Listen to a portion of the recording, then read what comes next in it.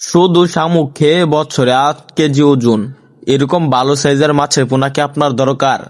যে মাছ শুধু শামুক খেয়ে বা কচুরিপানা, শ্যাওলা খেয়ে, ঝিনুক খেয়ে বছরে 8 কেজি ওজন হবে, এরকম উন্নত মানের ব্ল্যাক কার্প মাছের পোনা আমাদের এখানে পেয়ে যাবেন।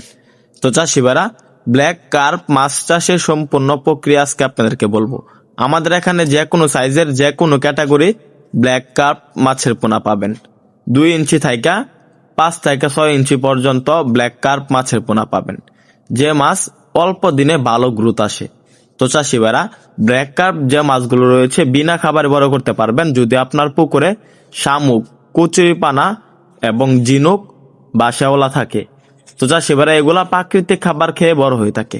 আপনারা যদি চান আপনার পুকুরে শামুক, কচুরিপানা বা ঝিনুক নাই, তাহলে আপনারা ফিড খাবার দিতে পারবেন ব্ল্যাক কার্প মাছগুলোকে।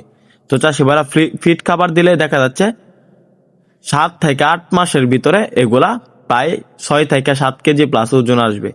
তো চাষি ভাইরা, আপনারা যদি ব্ল্যাক কার্প মাছের পোনা ক্রয় করতে চান, আমাদের এখানে সকল সাইজের সকল ক্যাটাগরি ব্ল্যাক কার্প মাছের পোনা পাবেন। তো চাষি ভাইরা, ব্ল্যাক কার্প মাছ দ্রুত বৃদ্ধি হওয়ার মূল কারণ হলো এগুলা উচ্চ ফলনশীল মাছ।